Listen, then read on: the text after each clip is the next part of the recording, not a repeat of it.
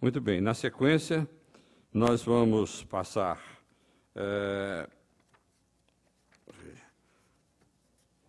Maria Amélia, como eu tinha falado de deixar a Marta para o final, você se aborrece de ter a sua participação, deixa eu colocar o microfone. Tá, eu vou passar o microfone para lá. Lembrando o seguinte, deixa eu só fazer um comentário aqui. Está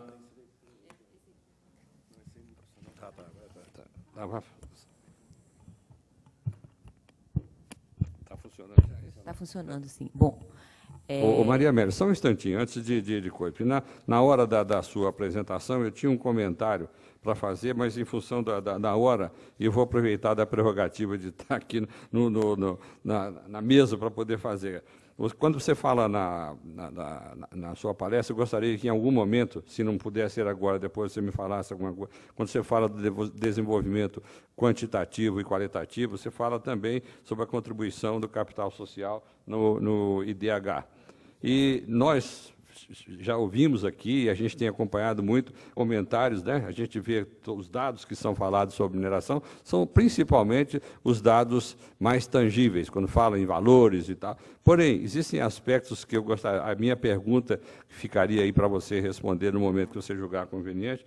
Por que aspecto, quando você fala da contribuição do capital social, das empresas de mineração. Desculpa eu estar aproveitando o termo e você estando aqui na mesa para eu fazer a pergunta. Se você não achar que não é próprio responder agora, me responda posteriormente. Por que a gente não usa mais esses aspectos intangíveis da mineração quando você fala da contribuição do capital social?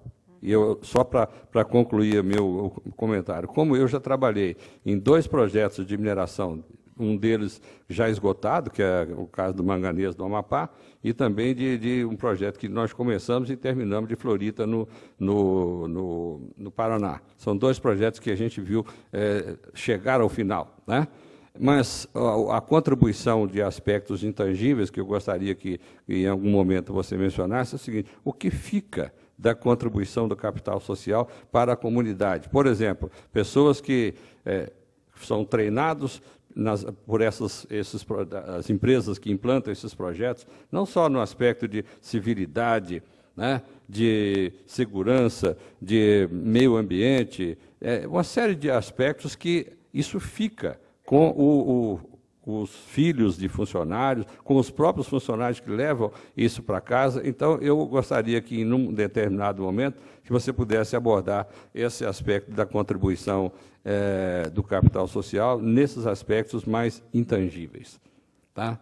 Agora, antes de passar a palavra, o prefeito Antônio Martins abordou o assunto da CEFEM, e como nas oficinas lá no Ministério a gente tem participado e tem visto uma participação muito significativa sua na abordagem, também pela experiência sua dos trabalhos feitos, eu gostaria também que você, se for o caso, você poder abordar também alguma coisa sobre os aspectos da CEFEM aqui neste momento. Obrigado. Newton me deu muitas atribuições aqui, eu não sei se com 10 minutos mereceria talvez uma palestra à parte, mas vamos tentar, né? Embora não tenha sido objeto aqui dessa sessão falar especificamente sobre a questão da compensação financeira, mas ela foi referida tanto pelo prefeito de Santa Bárbara quanto pelo colega do Sindiestra. Então, eu acho que vale a pena aqui alguma reflexão sobre o processo de construção dessa proposta no âmbito do Ministério de Minas e Energias. A mim foi encarregado a incumbência de coordenar esse processo, que nós estamos levando já 1 ano e meio nessa discussão. E, na verdade, quando eu entrei no Ministério, em maio de 2008, a primeira incumbência que o secretário me passou foi discutir justamente o relatório que o IBRAM tinha contratado da Ernst Young, que falava que o Brasil tinha a maior carga tributária do mundo no setor mineral, onde a Ernst Young comparava 12 países, diferentes substâncias, e a gente criou, o secretário nomeou uma portaria, envolvemos colegas da assessoria econômica do Ministério e nos debruçamos sobre o assunto fortemente.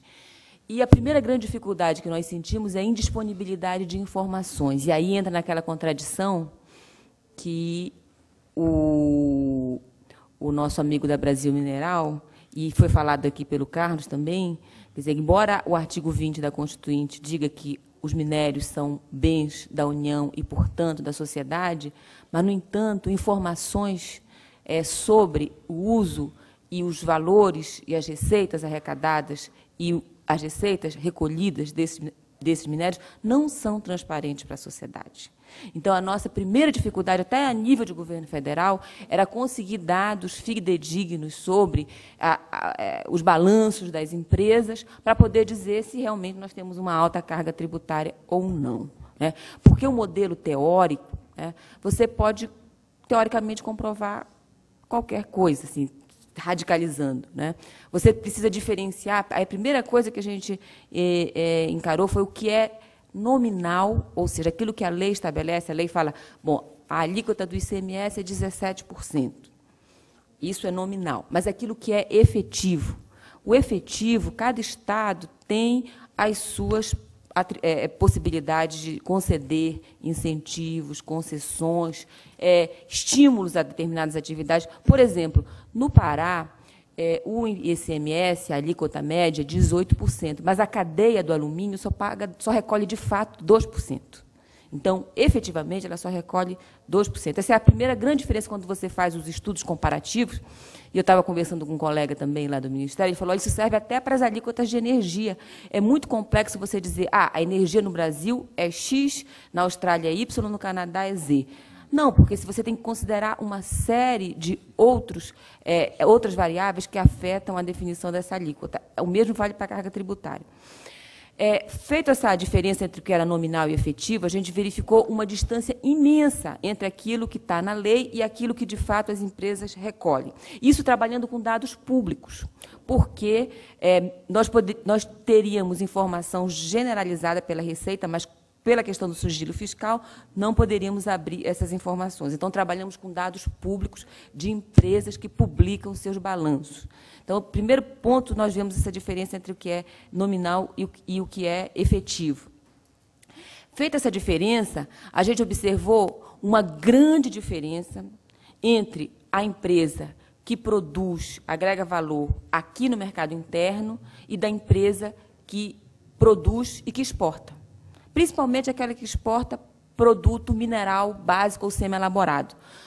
Em 96, 97, se não me engano, a Lei Complementar número 87, conhecida como a Lei Candir, ela isentou do recolhimento de ICMS produtos básicos e semi-elaborados.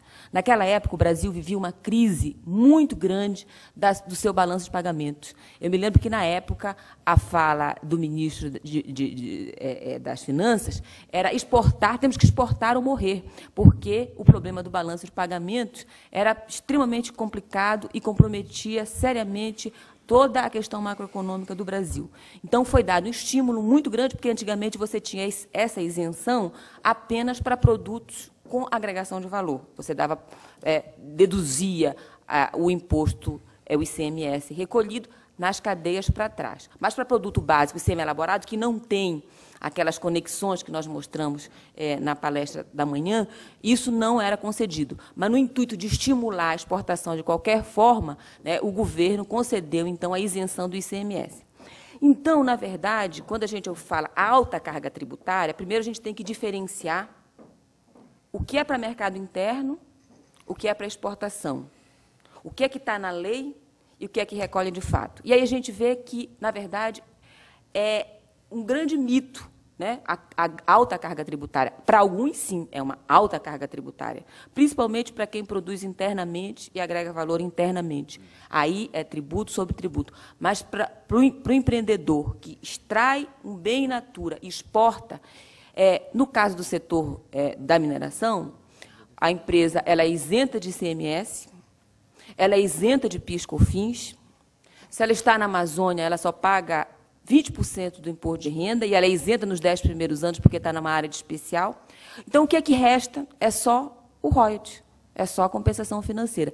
Se ele é um produtor interno, aí ele está sujeito a PIS/COFINS, a ICMS, a imposto de renda integral. Então, a gente observou, primeiro, que era preciso fazer essas diferenciações que o estudo da Ernst & Young não fazia. Segundo, era preciso considerar E aí levou à conclusão nossa que há uma distorção que vai justamente na contramão de tudo que os países fazem em termos de política industrial de desenvolvimento. É um tiro no pé. A gente onera quem agrega valor e cria emprego internamente e premia aquele que exporta o produto in natura. Tá? Isso é um problema complicadíssimo, complicadíssimo. É por isso que a reforma tributária até hoje não é votada, não é para frente, porque... E quando a gente começou a entrar, isso foi o primeiro passo para a gente discutir a questão da compensação financeira. Quando a gente deduz tudo isso do setor exportador, quando você compara apenas a compensação financeira, o Brasil é uma das menores do mundo. Para dar um exemplo da colega da Austrália, a Austrália, na questão do minério de ferro, né, se você considera que 70% da nossa produção é minério de ferro, e hoje mais de 80% do minério de ferro produzido é exportado, ou seja, ele é extremamente subvencionado, ele só paga a compensação financeira, que é 2% sobre o faturamento líquido. O que é o faturamento líquido? É receita bruta de vendas, deduzidos impostos, seguros e frete. Né? Então, que, em relação à receita bruta, é menos de 1,5%. Como é o esquema na Austrália, no estado da Austrália Ocidental? A Austrália, cada estado tem a sua autonomia para definir as suas políticas. Ele é escalonado, de acordo com a agregação de valor. O produto bruto, né, que está concorrendo, ele paga 7,5% de royalties. O produto que é mais elaborado vai caindo até 4%. Então, quando a gente observa, o Brasil é extremamente competitivo, porque ele paga uma alíquota extremamente baixa. A carga tributária no minério de ferro bruto, exportado, é uma das mais baixas do mundo, por isso que o minério... Considerando, por exemplo, o teor médio de ferro do mundo, né, na China é 20%, a média mundial é 40%.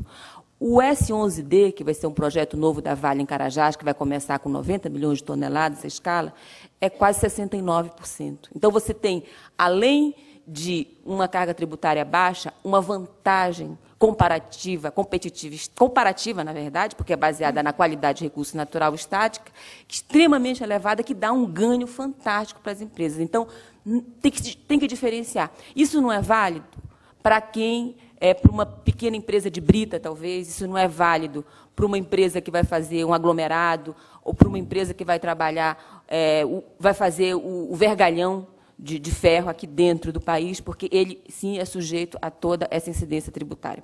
Isso é o contrário do que faz a China. A China, pelo contrário, ela coloca o imposto de exportação para estimular a agregação interna. Não exporta mineral in natura. Ela força... Por que aumentou a produção de aço, que o colega aqui falou enormemente? Porque você tem uma política deliberada para a agregação de valor. Por quê? Porque nós vimos na apresentação os dados do Fernando Lins, que para cada milhão de toneladas explorado, quanto emprego se está exportando junto. E, claro, que as nações querem proteger os seus empregos. Bom, eu acabei nem entrando, o tempo está se esgotando, eu acho, aí, acabei nem entrando na questão da CEFEM, mas esse estudo da Ernst Young foi assim, um desafiador, nos desafiou para entrar na discussão da CEFEM.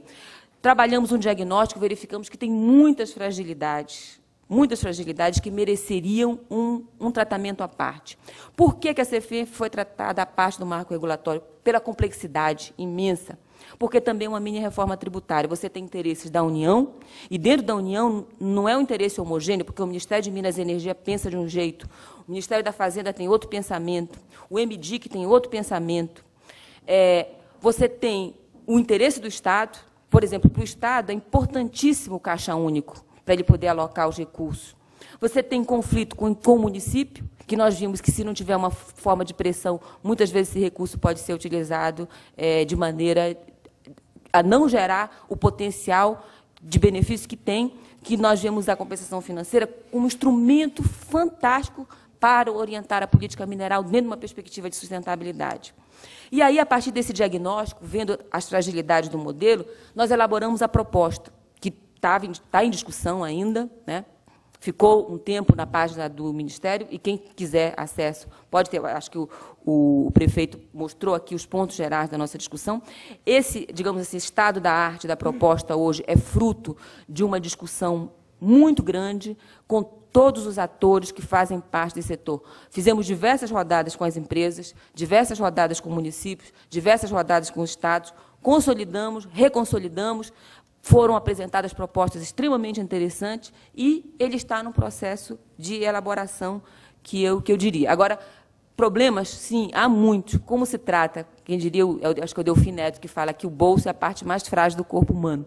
Quando a gente fez a oficina sobre a compensação financeira no Ministério, eu fiquei impressionada de ver aquela sala. Nunca vi uma reunião com tanta representatividade de todo o setor produtivo, porque, embora represente uma pequena parcela da receita, mas é uma parcela que entra no cômputo geral, e cada um vai defender seus interesses. Então, aí é o papel extremamente delicado do Ministério, da política pública, de como trabalhar isso. Mas nós temos alguns princípios, umas diretrizes gerais.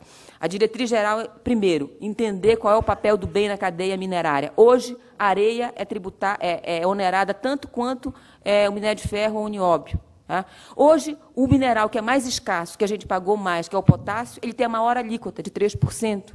Então, você tem uma legislação que vai totalmente na contramão daquilo que se espera de uma política que venha realmente ser uma política minerária para contribuir para o desenvolvimento da mineração e o desenvolvimento do Brasil. Então, as linhas gerais são no sentido de trabalhar esse papel do bem mineral na cadeia e no sentido de estimular isso. Então, eu diria o seguinte, para concluir, que a questão da compensação financeira está em processo de consolidação, de reconciliação. Estamos discutindo com os diferentes atores ainda, só que nós estamos num momento delicado, que é um momento de mudança política e que, dependendo da correlação de forças, o que vai acontecer, mas tem que estar com o projeto pronto para aproveitar as janelas de oportunidade. E um ponto também assim da minha experiência do Ministério, a gente viu quando nós estávamos discutindo isso, um poder muito grande do setor produtivo, no sentido de defender os seus interesses junto ao Ministério. E, lamentavelmente, nós não vimos esse mesmo poder de pressão, na época, dos municípios, que eu acho que são os principais beneficiados. Eu diria assim, a pressão dos interessados, dos atores sociais, é que força o direcionamento da política pública. Então, o papel fundamental, eu acho que, dos municípios é importante nesse avanço dessa discussão, que é um processo que está acontecendo ainda.